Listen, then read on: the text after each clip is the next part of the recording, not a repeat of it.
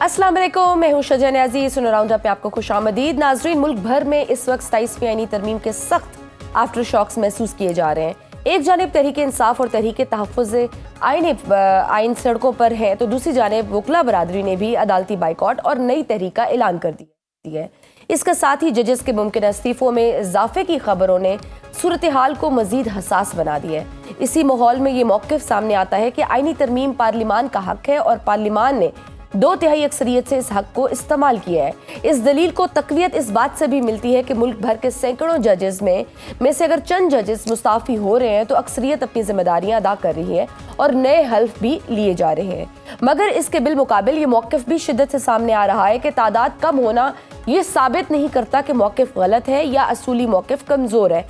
अगर मुस्ताफ़ी जजेस वकला तहरीक का हिस्सा बन गए तो मुल्क में एक नई अदालती तहरीक जन्म ले सकती है। इसी तनाजुर में एक अहम पेशरफ्त उस वक्त सामने आई जब अपोजिशन इत्तेहाद के रहनुमा साजिद तरीन ने सुप्रीम कोर्ट के साबिक जज जस्टिस अतर बिन अल्लाह से मुलाकात की। दूसरी तरफ ऑल पाकिस्तान वकला एक्शन कमेटी के इजलास में हामिद खान, एतजाज एहसन, लतीफ़ खोसा और दीगर वकला रहनुमा शरीक हुए, जहाँ 27वीं तरमीम के खिलाफ करारदाद पेश की गई। तहम आईनी अदालत के बाइकॉट पर इख्तलाफ सामने आया और एतजाज एहसन ने बाइकॉट की वाज़ेह मुखालफत की। यहाँ ये बात भी काबिल ज़िक्र है कि हालिया बार इंतखाबात में इंसाफ लॉयर्स और हामिद खान ग्रुप को शिकस्त हुई, जहाँ लिहाजा इस वक्त बेशतर बार्स की क़ियादत तहरीक इंसाफ के हामियों के पास नहीं है। इन सब के साथ एक अफसोसनाक वाक़या गुज़श्ता रात अडियाला जेल के बाहर पेश आया, जहां इमरान खान की बहनों के साथ पुलिस का टकराव हुआ, उन्हें हिरासत में लिया गया और बाद अज़ां चक्री के मकाम पर रिहा कर दिया गया। एक तरफ तहरीक इंसाफ का इल्ज़ाम है कि इमरान खान से मुलाकात नहीं करने दी जा रही और कानूनी तकाज़ों को पूरा नहीं किया जा रहा। वहीं इमरान खान के लिए एक और बुरी खबर सामने आई है। चंद सहाफ़ियों ने साबिक DGISI जनरल रिटायर्ड फैज़ हमीद के ट्रायल मुकम्मल होने और जल्द सजा सुनाए जाने की खबरें भी सामने रखी।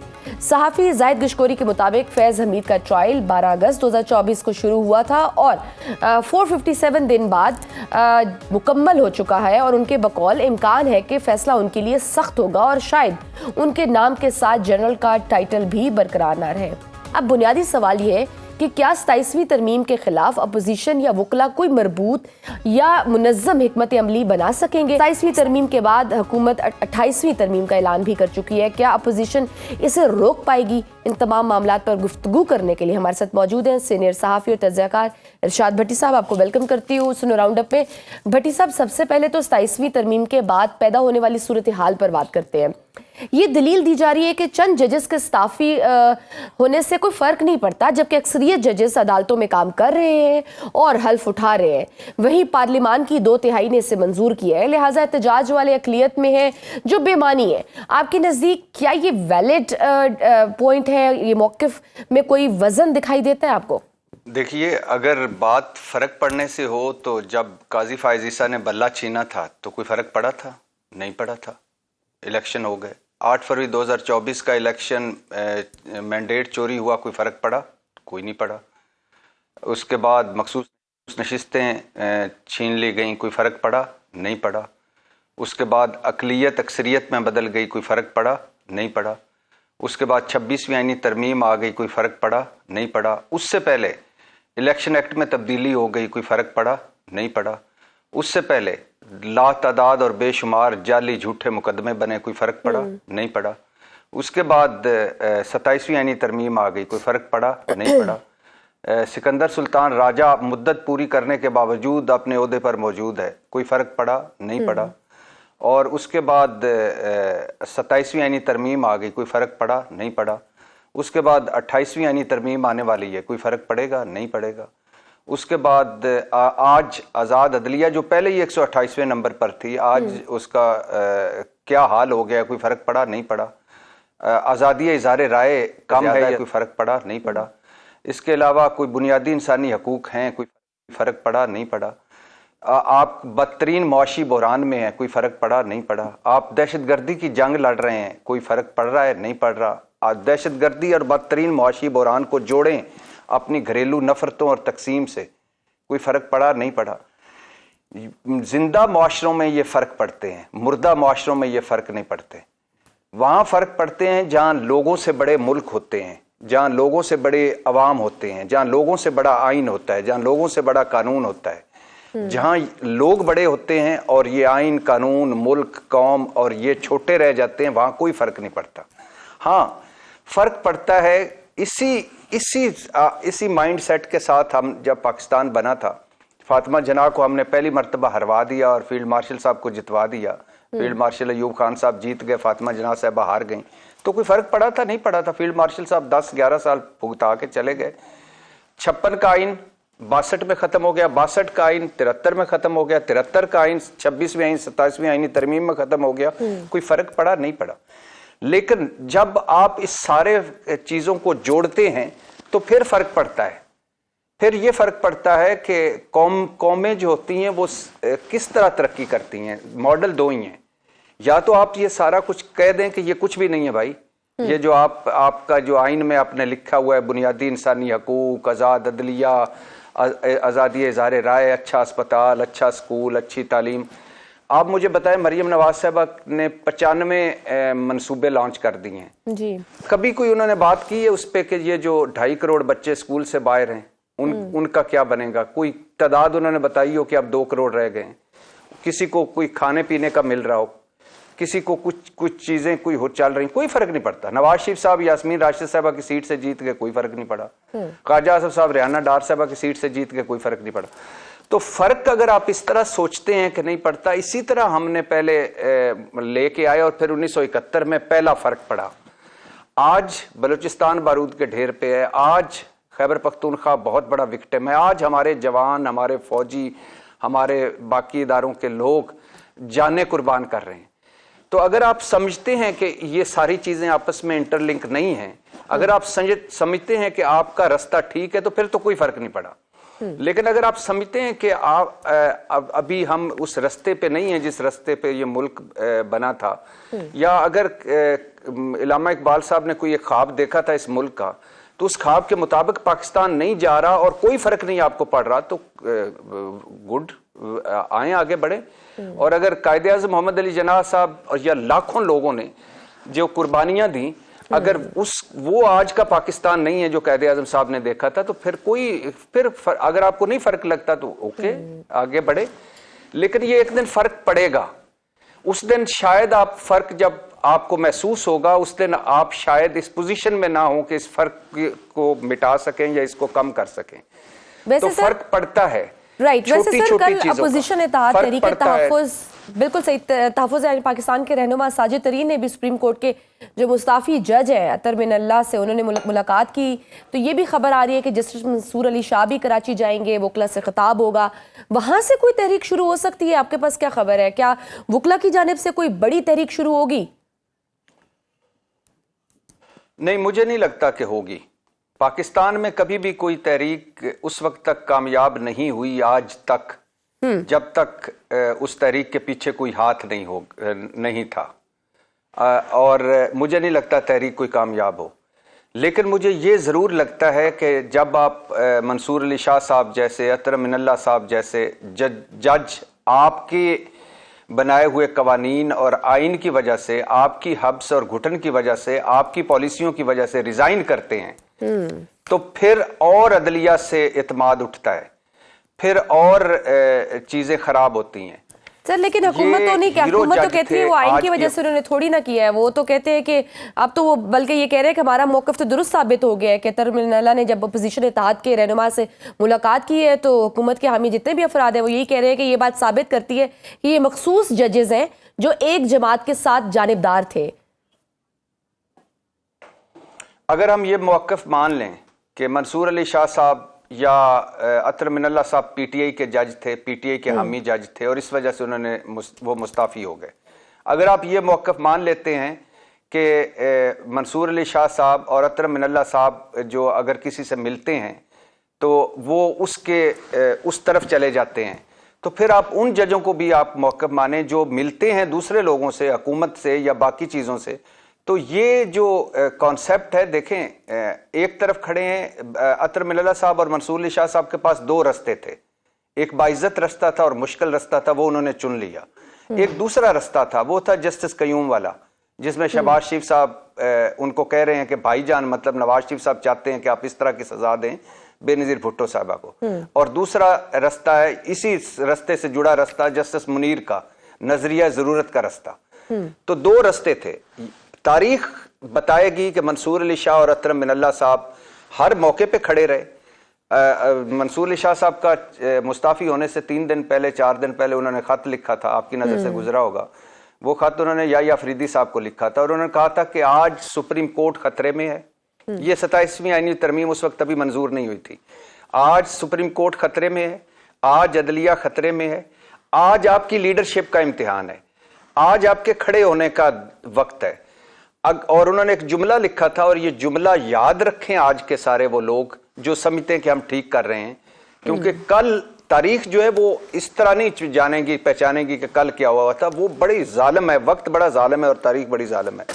तो अब उन्होंने लिखा, तो उन्होंने कहा था कि याद रखें, या अफरीदी साहब को मुखातब करते हुए मंसूर अली शाह साहब ने कहा था कि याद रखें, तारीख चुप रहने वालों को याद नहीं रखती, खड़े होने वालों को याद रखती है। और मंसूर अली शाह और अतरम मिनल्ला विद इन आइन, विद इन कानून और एक डिसेंट तरीके से खड़े हुए और उन्होंने बताया कि भाई हम इसके साथ, इस निजाम के साथ नहीं चल सकते। इससे ज्यादा खूबसूरत इस्तिजाज और कोई नहीं हो सकता। बट साहब 27वीं तरमीम से पहले एक खामोशी थी। नून लीग के सीनियर लोग बिलावल भुट्टो की जो एक्स परपोज से चंद घंटे पहले तक डिनाई करते रहे, लेकिन अब लीगी वुज़रा खुद 28वीं तरमीम के बारे में कह रहे हैं। शहबाज शरीफ के मुशीर जो है राना सनाउल्लाह, उन्होंने भी कहा कि 28वीं तरमीम का जो प्राइम फोकस है वो NFC, बल्दियाती निज़ाम, सेहत और तालीम का निज़ाम होगा। कब तक ये तरमीम एक्सपेक्टेड है? अब मुझे एक बात सिर्फ आप बताएं, और आपके प्रोग्राम के हवाले से जो आपको देखते हैं उनसे भी मैं ये सवाल पूछना चाहूँगा कि 26वीं आईनी तरमीम में 25 करोड़ लोगों के लिए क्या था? 27वीं आईनी तरमीम में 25 करोड़ लोगों के लिए क्या है? और इलेक्शन एक्ट में जो तरमीम की गई उसमें 25 करोड़ लोगों का क्या फ़ायदा हुआ? जो नैब तरमीम की गई उसमें 25 करोड़ लोगों का क्या फ़ायदा हुआ? या इस मुल्क का क्या फ़ायदा हुआ? जब आप अपने करतूत नहीं बदलते, आइन और कानून बदल देते हैं, और जब आप अपनी जातों को सामने रखकर आइन साजी करते हैं, कानून साजी करते हैं, या अपनी पार्टी को सामने रखकर, तो फिर सूरत हाल कहीं रुकती नहीं है।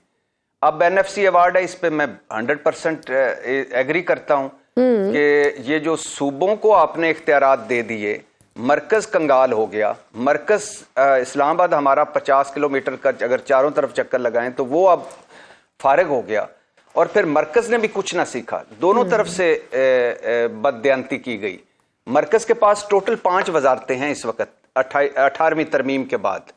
तो उन 5 वजारतों के लिए आपने 60 के करीब वजीर, मशीर, मुआवनीन और कोऑर्डिनेटर इस वक्त शहबाज शरीफ साहब ने रखे हुए। इतनी ह्यूज एस्टेब्लिशमेंट है। हालांकि 18वीं तरमीम के बाद तो सब कुछ सूबों को चला गया। फिर दूसरा, मरकज से इख्तियारात मुंतकिल हुए सूबों को। सूबों ने आगे जो आपका बेस्ट निजाम होता है किसी भी मुल्क का, वो होता है उनका लोकल सिस्टम निजाम, बिल्कुल सही है। सूबों ने अपने इख्तियारात उधर मुंतकिल नहीं किए। तो अगर तो 28वीं आईनी तरमीम आ रही है कि हमें उसके बाद कोई डॉक्टर मिल जाएगा, अस्पताल मिल जाएगा, मुफ्त तालीम मिल जाएगी, 18वीं तरमीम में था वैसे बाय द वे, तो अगर वो मुफ्त तालीम मिल जाती है और अगर NFC अवार्ड में नजर सानी हो जाती है, तो ये 3 चीजें तो 26वीं, 25वीं, 24वीं, 23वीं, 22वीं, 21वीं, 19वीं, 20वीं और इधर इनको आना चाहिए था। अगर ये चीजें ये ला रहे हैं तो ठीक है, और अगर इनकी आड़ में कुछ और कर रहे हैं तो करते रहे। आज आप ला के तो रहे सर, लेकिन फिर बिलावल भुट्टो ने फ्लोर ऑफ द पार्लियामेंट में बड़ा क्लियर बोला कि ये 18वीं तरमीम को जो है ना किसी का बाप भी नहीं छेड़ सकता। क्या पीपल्स पार्टी अपने असूली मौक़िफ़ से पीछे हटेगी? फिर पहली बात तो ये कि आपने इस एक प्रोग्राम में तीसरी मर्तबा बिलावल भुट्टो का या दूसरी मर्तबा नाम लिया है, तो मेरी बस हो गई है। इससे तीसरी मर्तबा नाम ना लीजिएगा कि एक बंदा, हमने ना कुछ लोगों को, कुछ लोग ये बड़े हैं नहीं और कुछ हमने इनको बड़ा बनाया हुआ है। क्या क्वालिफिकेशन है बिलावल भुट्टो साहब की, सिवाय इसके कि वो बेनज़ीर भुट्टो साहबा के बेटे हैं। अल्लाह बेनज़ीर साहबा की जन्नत नसीब करे। तो क्या क्वालिफिकेशन है बिलावल भुट्टो की? क्या उनके पास इंटेलेक्ट है? क्या उनके पास विजन है? कहाँ से वो धक्के खा के आए हैं? कहाँ उन्होंने किया है? क्या है उनके पास सिवाय अंग्रेजी के? और अंग्रेजी में अच्छी अच्छी तकरीरें करने के और बेनज़ीर भुट्टो के बेटे होने के। और अब और चेयरमैन दूसरी बात है, क्या विजन है बिलावल भुट्टो के पास? क्या विजन है बिलावल भुट्टो के पास, जो विजन सिंध में हमें नजर आना चाहिए? आपको पता है कराची में क्या हाल है? आप कराची से लाहौर आए, यकीन करें तो आपको लगता है कि आप पता नहीं जंगल से शहर में आ गए हैं। और आप लाड़काना बिलावल भुट्टो का वो रिएक्शन देखा था जो एक साफी ने सवाल किया था कि वो आटा महंगा हो गया, पता नहीं क्या महंगा हो गया, उस पर वो किस तरह मुंह चढ़ा रहे थे। तो कहने का मकसद ये है कि वो बंदा जिसकी कोई पोजीशन ही नहीं है, वो बंदा जो सिर्फ इक्तदार के साथ साथ चलता है, कभी सोचा है आपने कि तीसरी चौथी मर्तबा पीपल्स पार्टी और नून इकट्ठी हो जाएगी सिर्फ इस वजह से कि सामने इमरान खान है, सिर्फ इस वजह से कि ये इमरान खान का अकेले मुकाबला नहीं कर सकते, सिर्फ इस वजह से कि इन्हें इक्तदार चाहिए, सिर्फ इस वजह से कि इसमें इनकी मौजें लगी हुई हैं।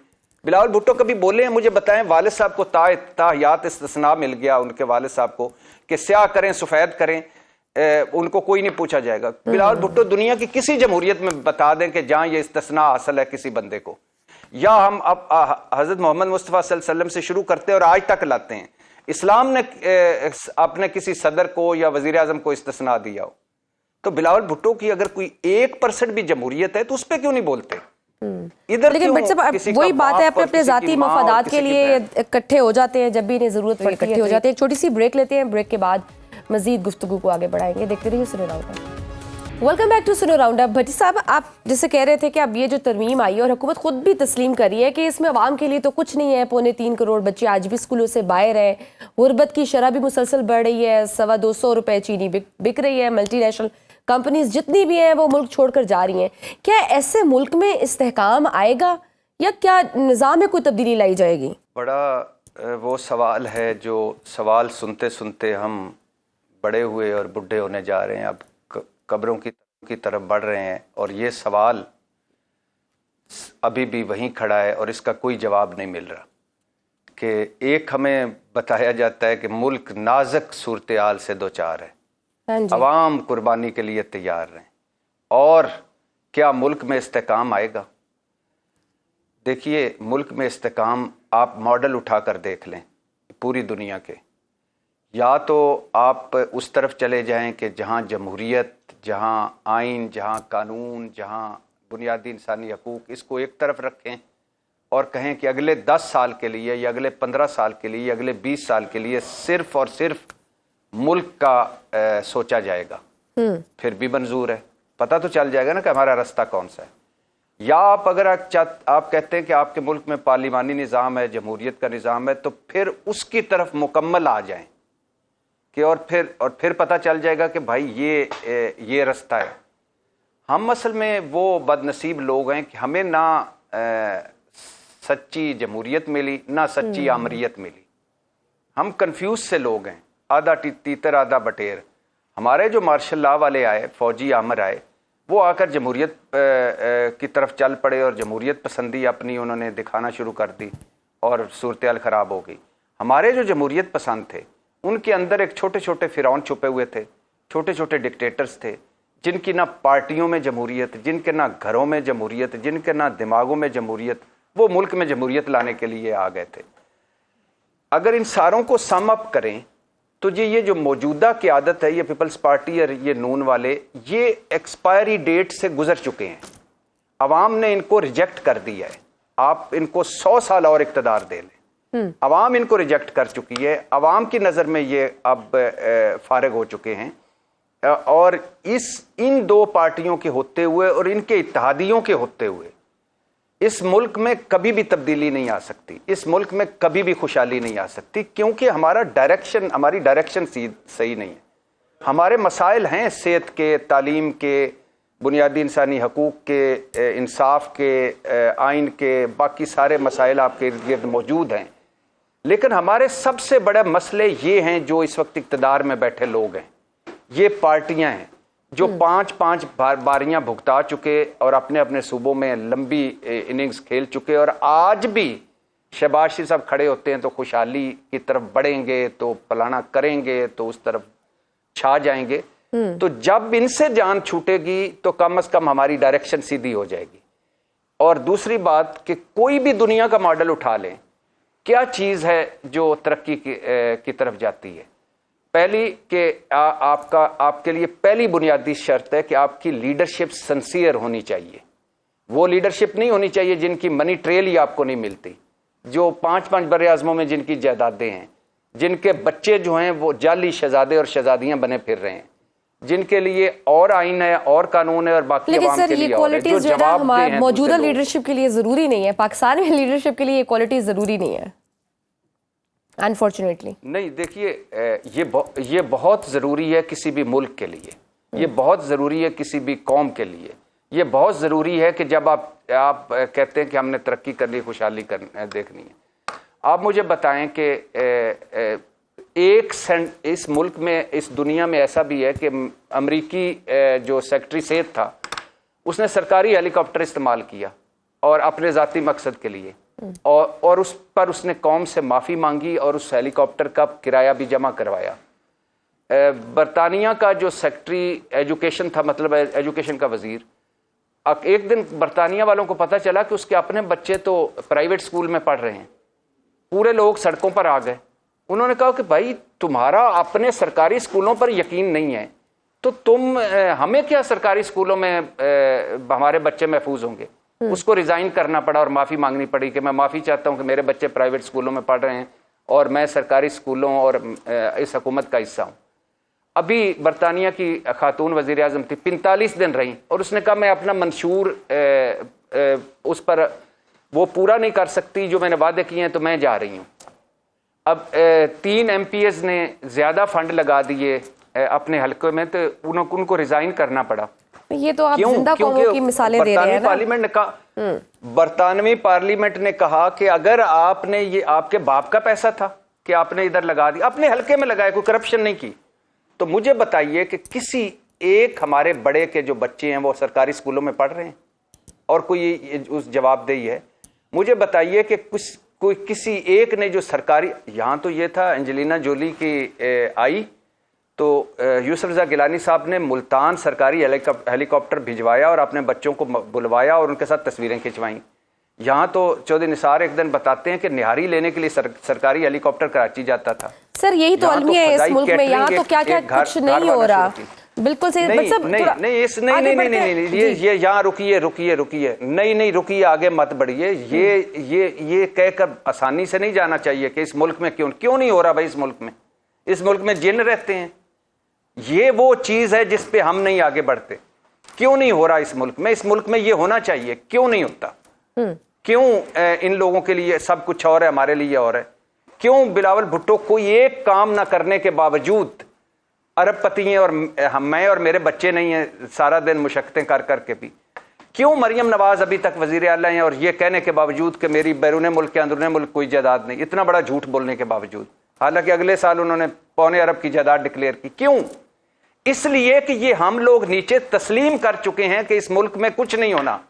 इस मुल्क में होना है, क्योंकि ये लाखों लोगों, 70,000 औरतें थी इस मुल्क के लिए जिन्होंने अपने जो कुएं में छलांगे लगाई, जिनकी इज्जतें लूटी गई, जिनको लोग उठाकर ले गए, इस मुल्क की तरफ वो आ रही थी। इस मुल्क में लाखों लोगों को ने कुर्बानियां दी हैं। इस मुल्क में कायदे आजम और इल्लामा इकबाल ने एक राह मुतय्यन की थी। ये कोई ऐसा मुल्क है? ये क्यों आधा मुल्क तोड़वाने के बाद भी हम कहते हैं कि इस मुल्क में कुछ नहीं होना है? क्यों एक अकलियत हम पर मुसल्लत है? क्यों इनके बच्चे शाही बने फिर रहे हैं और हम कुछ भी नहीं है? आज आपने और मैंने, हम कोई तब्दीली भी ना ला सकें, लेकिन हमने ये कहते रहना है आइडियल सिचुएशन की तरफ जाना है, ये कहते रहना, लोगों को ये बताना है। मुझे पता है ये गजनी याददाश्तों वाली कौम है, 15 मिनट की, उसके बाद इनकी मजबूत मेदे कमजोर याददाश्त दे। लेकिन मेरा और आपका जो फर्ज है, हमने तो अपनी अपनी कब्रों में जाना है। मेरा और आपका फर्ज ये है कि हमें ये नहीं बताना कि इस मुल्क में कुछ नहीं हो सकता। इस मुल्क में सब कुछ हो सकता है और एक दिन होगा। उस दिन हमारी ये आवाजें भी साथ मिल जाएंगी। उस दिन तारीख ये भी लिखेगी कि उस वक्त ये फलां ये कह रहा था, ये फलां अल्लाह करे सर, अल्लाह करे। तो ये अकलियत जो है, इसने एक दिन जाना है, अक्सरियत ने एक दिन ऊपर आना है और इस मुल्क ने भी वही होना है जो जिसके लिए ये मुल्क बना था, इंशाल्लाह। बट सब आगे बढ़ते हैं। साबिक DGISI जनरल फैज के हवाले से भी कहा जा रहा है कि उनका ट्रायल कंक्लूड हो गया है, किसी भी वक्त फैसला आ सकता है। आपके जराए क्या कहते हैं, क्या फैसला आ सकता है और कब तक ये फैसला एक्सपेक्टेड है? सुना ये गया है कि 13 नवंबर की रात को 1:30 बजे तक फैज़ हमीद साहब का कोर्ट मार्शल ट्रायल मुकम्मल हो गया है और 11 महीने ये ट्रायल रहा और फैज़ हमीद साहब पर miss use of authority, official secret act की खिलाफ वर्जी और वो कानून जो कि 2 साल आप रिटायर होने के बाद पॉलिटिकल एक्टिविटीज़ नहीं कर सकते और उन्होंने की, ये 3 मेजर चार्जेस हैं। और फैज़ हमीद साहब, मैं ये ज़रूर बताना चाहूँगा, देखिए वक्त बदलता है तो क्या, एक मरतबा फैज़ हमीद साहब की वालदा की डेथ हुई और एक मरतबा उनके किसी रिश्तेदार की डेथ हुई तो मैं भी अफसोस करने गया। यकीन करें जो वो इलाका था, उस इलाके में मुझे गाड़ी पार्किंग करने के लिए जगह नहीं मिली। दूर, किलोमीटर दूर पार्किंग मैंने गाड़ी की और फिर मैं उस लाइन में लगा। ज़ाहिर है रश इतना था, उस लाइन में लगा जिस लाइन में इस मुल्क के सारे सफ़ेद पोश लगे हुए थे और मुंह उन्होंने ऐसे बनाए हुए थे कि जैसे लगता था कि फैज़ हमीद साहब का कोई रिश्तेदार फौत नहीं हो गया, इनका अपना हो गया है। और रकू के आलम में झुक झुक के उनके पेट पर उनके सर आ रहे थे और इस तरह वो उनको दिलासे दे रहे थे फैज़ हमीद साहब को। इतना रश था फैज़ हमीद साहब। लेकिन जब वक्त बदला तो इसी केस में फैज़ हमीद साहब ने कहा कि मेरे 90 गवाह हैं जो मेरे हक में गवाही देंगे, जिसमें इमरान खान साहब का भी नाम उन्होंने लिया, जिसमें शाहिद खाकान अब्बासी साहब का नाम भी लिया, जिसमें जनरल कमर जावेद बाजवा साहब का नाम भी लिया, जिसमें उन्होंने और भी नाम लिए। और जब वक्त गवाही आया तो 90 सुकड़ कर 40 हो गए और 40 में से 3 सिर्फ लोग आए गवाही देने के लिए फैज़ हमीद साहब के हक में। तो अब मुझे लग रहा है कि जहाँ तक इसके फैसले की बात है फैज़ हमीद साहब के, तो फैज़ हमीद साहब का अगले कोई 1 हफ्ते 10 दिनों में फैसला आ जाएगा। तो सर, और जहां तक फैसला आएगा क्या, ऐसा लग रहा है कि हो सकता है उनसे उनका रैंक, उनकी मरात वापस ले ली जाए, हो सकता है उन्हें उम्र कैद सजा हो जाए, क्योंकि जो चार्जेस जो उन पे हैं वो बड़े मजबूत हैं और उनमें एविडेंस है। ये तीनों जो है ना, ऑफिशियल सीक्रेट एक्ट की खिलाफ वर्जी, मिस यूज ऑफ अथॉरिटी और वो जो पॉलिटिकल सरगर्मियां करना, ये उनके सबूत हैं इन चीजों के। सही। तो सर फिर इस फैसले के मौजूदा सियासी मंजरनामे पर क्या असरात होंगे, क्योंकि उन पर यह भी इल्जाम है कि वो सियासी मामलात में भी मुदाखलत करते रहे हैं, तो क्या इस फैसले को बुनियाद बनाकर इमरान खान पर भी मजीद केसेस बनाए जा सकते हैं, उनके लिए भी मजीद मुश्किलात पैदा हो सकती हैं? आप वो क्या देख रहे हैं? फैज़ हमीद साहब का इमरान खान साहब की केसों पर या तहरीक इंसाफ पर कोई फर्क नहीं पड़ने वाला, ना पड़ना है, क्योंकि उनके अलहदा केसेस चल रहे हैं, इनके अलहदा केसेस चल रहे हैं। और दूसरी बात यह है कि इससे कोई हमारे यहाँ किसी भी जजा सज़ा से कोई ना फ़र्क पड़ता है ना, क्योंकि जब आपके ऊपर से नीचे तक चीज़ें नीचे से ऊपर नहीं जानी होती, ऊपर से नीचे आनी होती हैं। खा वो खुशहाली हो, खा वो तरक्की हो, खा वो मेरिट हो, वो ऊपर से नीचे आए तो फ़र्क पड़ता है। ये एक फ़ौज, इस फ़ौज जो मौजूदा फ़ौज है, इसने कुछ बहुत अच्छे काम भी किए। एक तो ये जो ऐसे ही तो नहीं ट्रंप साहब फील्ड मार्शल साहब की तारीफ़ें करते, एक तो जो ये भारत को फेंटी लगाना और इंतहा पसंदी के ख़िलाफ़ आल आउट जाना और दहशतगर्दी से के ख़िलाफ़ जंग लड़ना, ईरान का या अफ़गानिस्तान का मामला, उस पर फम खड़े रहना कि भाई आप हमारे सरजमीन को अब इस तरह मज़ीद इस्तेमाल नहीं कर सकते, या मईशत के लिए कोशिशें करना या कोई बेहतरी के लिए कोशिशें करना। वहाँ उन्होंने ये भी किया कि खुद एहतसाबी की।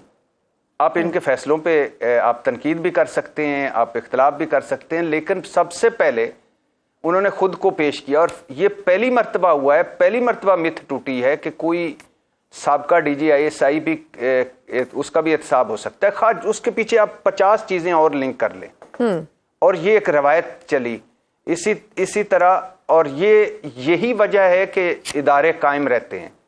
मुझे बताए ना, आज एक मुस्लिम लीगी के खिलाफ एक FIR दर्ज हो तो सुबह से शाम तक सारे बोलेंगे उस पर और कहेंगे ये ठीक है। कोई एक मुस्लिम लीगी उठाकर मुझे बता दें जो कहे कि नवाज शरीफ साहब में ये 3 खामियां हैं। कोई एक पीपल्स पार्टी वाला उठा के दिखा दें जो कहे कि बिलावल भुट्टो में ये 3 खामियां हैं। कोई एक PTI वाला उठा के दिखा दें जो कहे कि इमरान खान में 3 खामियां। नहीं कहते। क्या ये फरिश्ते हैं? इंसान है ना, खामियां भी हो सकती हैं। तो कम से कम ये मिथ जरूर टूटी है कि कोई भी हिसाब से बालातर नहीं है, अकाउंटेबिलिटी है। बिल्कुल सही, बहुत इसका फर्क कोई नहीं पड़ेगा। बहुत शुक्रिया सीनियर तज्ज़ियाकार इरशाद भट्टी साहब हमारे साथ मौजूद थे। नाज़रीन, वक्त है छोटी सी ब्रेक का, देखते रहिए सुनो राउंड अप।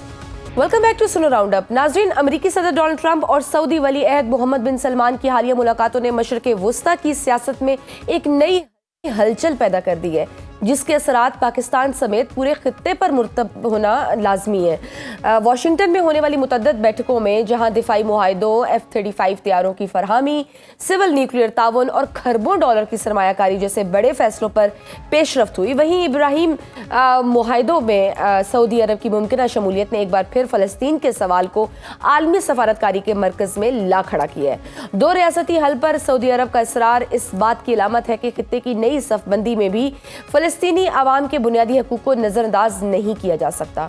इसी दौरान ट्रंप का ये दावा कि उन्होंने पाकिस्तान और भारत के दरमियान दोबारा जन्म लेने वाली जंग को रोका, जनूबी एशिया की हसास जुग्राफियाई सियासत को वाज़ेह करता है। वहीं अमेरिकी कांग्रेस ने भारत के खिलाफ 4 रोज़ा जंग में पाकिस्तान की फतह पर मोहर तस्दीक सब्त कर दी है। कांग्रेस की US China economic and security commission की रिपोर्ट में एतराफ़ किया गया है कि मई में होने वाली पाक भारत जंग में भारत को बदतरीन शिकस्त हुई। पाकिस्तान की फतह में चीनी हथियारों ने बुनियादी किरदार अदा किया। रिपोर्ट के मुताबिक पाकिस्तान ने चीनी हथियारों की मदद से फ्रांसीसी साख्ता राफेल तैयारे मार गिराए। अमेरिकी कांग्रेस की रिपोर्ट में कहा गया कि पाकिस्तान की कामयाबी को देखकर इंडोनेशिया ने राफेल तैयारों की खरीदारी का मंसूबा खत्म कर दिया, जबकि राफेल तैयारों की आलमी साख को भी नुकसान पहुंचा। कमीशन के मुताबिक पाकिस्तान ने भारतीय राफेल तैयारे गिराने के लिए चीनी मिसाइल सिस्टम्स और जदीद टेक्नोलॉजी का इस्तेमाल किया, जबकि चीनी इंटेलिजेंस ने भी पाकिस्तान की मदद की। रिपोर्ट में यह भी कहा गया कि भारत ने खुद तस्लीम किया है कि पाकिस्तान ने जंग के दौरान उसके 109 फौजी अहदाफ को निशाना बनाया। भारतीय हुकाम ने इल्जाम आयद किया कि चीन ने इस दौरान बराह रास्त पाकिस्तान की मावनत की, जिससे खित्ते में स्ट्रेटेजिक मुकाबला मजीद गहरा हो गया। दूसरी जानिब रूस में साथ डार और पुतिन की मुलाकात, SCO प्लेटफॉर्म पर ताउन और इलाकाई आफात से निमटने के लिए पाकिस्तान की पेशकश, ये सब जाहिर करता है कि इस्लामाबाद अपनी सफारती पोजीशन को बदलती दुनिया के तकाजों के मुताबिक ढालने की कोशिश कर रहा है। उधर अक़वाम मुत्तहिदा की सलामती कौंसिल की जानिब से गजा में अमन के लिए अमरीकी सदर के 20 नुकाती मंसूबे की मंजूरी, बैनुल-अक़वामी इस्तेहकाम फोर्स की तश्कील और बोर्ड ऑफ पीस के क़याम का ऐलान खित्ते में एक नई हिकमत अमली की तरफ इशारा है। हमास से मुस्तरद करना और अरब ममालिक का इसमें रियासत फ़लस्तीन के हक़ खुद इरादियत का हवाला शामिल करवाना इस पेचीदा तनाज़े की नई जहतें सामने लाता है।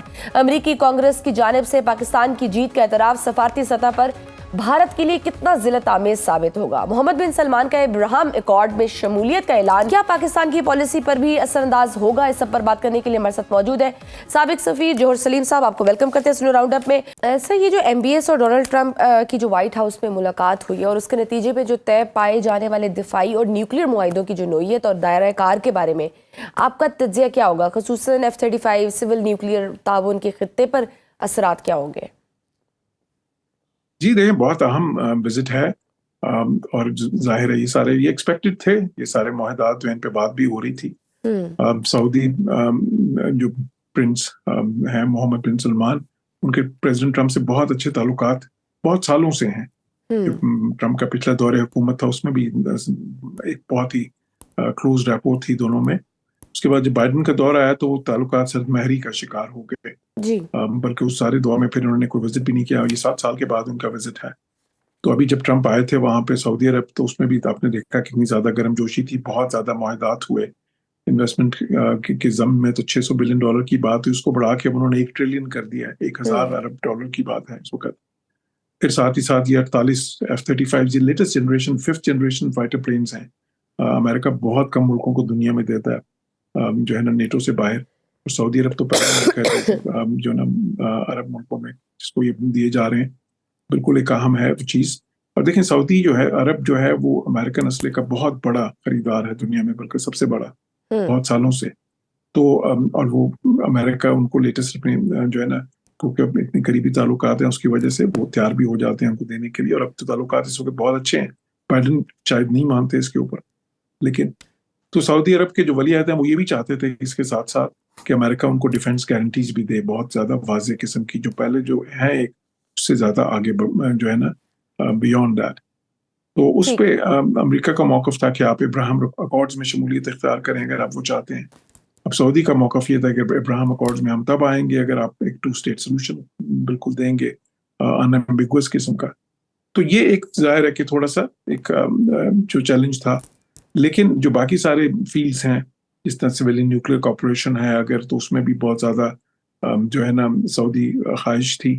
और ट्रंप जो है ज़ाहिर है कि वो इस वक्त सऊदी अरब से जिस तरह के ताल्लुकात चाहते हैं, जिस तरह की इन्वेस्टमेंट चाहते हैं और सऊदी अरब की सपोर्ट चाहते हैं अपनी मिडल ईस्ट पॉलिसी पे, तो उसमें वो इस वक्त सऊदी अरब को जो उनकी जो ख्वाहिशात हैं वो जो भी जिस हद तक भी उसको वो पूरा कर सकते हैं और काफी बड़ी वो इस वक्त इन्वेस्टमेंट वो कर रहे कर रहे हैं, बिल्कुल। सर, अमेरिकी कांग्रेस की रिपोर्ट भी एक सामने आई है और उसमें मई की जंग के हवाले से वाज़े लिखा गया है कि नुकसान भारत का हुआ है, वो चाहे फौजियों का हो या हथियारों समेत फौजी तनसीबात का, और पाकिस्तान चीन की दिफाई टेक्नोलॉजी के साथ बढ़तरी हासिल करने में कामयाब रहा है। एक तो सफारती सतह पर ये रिपोर्ट भारत के लिए कितनी एम्बारसिंग है, दूसरा इस रिपोर्ट में भारत की जानिब से भी लगाए जाने वाले इल्ज़ामात का भी जिक्र है और उसमें ये है कि चीन ने इस जंग में बराह रास्त पाकिस्तान की मदद की और उनकी टेक्नोलॉजी से भारत को नुकसान हुआ है। आप क्या समझते हैं कि चीन इस पर कितना सख्त रद्द-ए-अमल दे सकता है?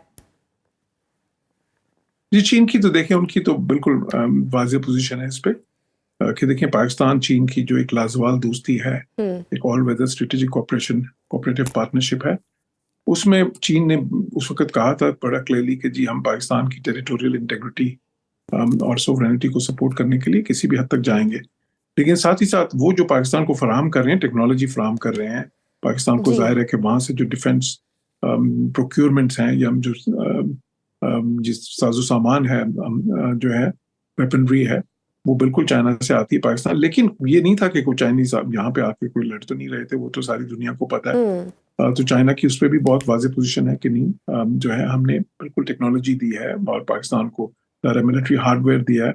So both hardware and software, software का मतलब है टेक्नोलॉजी, लेकिन उससे बढ़ के ये नहीं कि उससे आगे तो नहीं आया वो, उसकी ज़रूरत भी नहीं थी क्यों पाकिस्तान की जो है हमारे बहुत ज़्यादा प्रोफेशनल और वेल ट्रेन्ड जो है ना हमारी तो जो है डिफेंस फोर्सेस वो अपनी महारत जो रखती हैं ऐसी कि उनको इस चीज़ की कोई वो ज़रूरत भी नहीं थी कि बाहर से कोई आके उनके लिए करे, वो तो खुद इस बहुत काबिल हैं और प्रोफेशनलिज्म और उनमें जो है ना कैपेसिटी और कैपेबिलिटी है।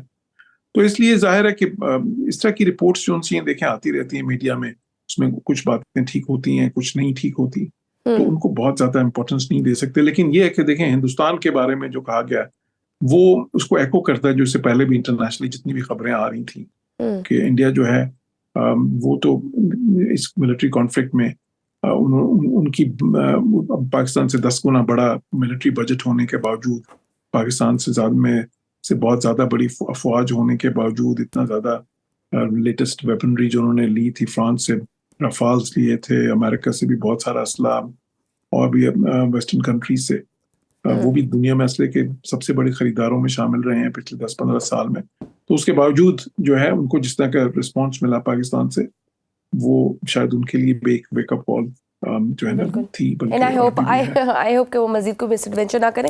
सर, ये नायब वज़ीर आज़म इसहाक डार साहब की मॉस्को में एससीओ इजलास में शिरकत के बाद रूसी सदर पुतिन से मुलाकात हुई और रूस के साथ हमारे ताल्लुकात तो मुनासिब हैं मगर मुआहदे कम है क्योंकि रूस का झुकाव ज़्यादातर भारत की जानिब रहा। अब जंग के बाद से रूस से भी ताल्लुकात बढ़ रहे हैं। पाकिस्तान के लिए रूस से ताल्लुकात बढ़ाना किस हद तक मुअस्सर साबित होगा हमारे लिए?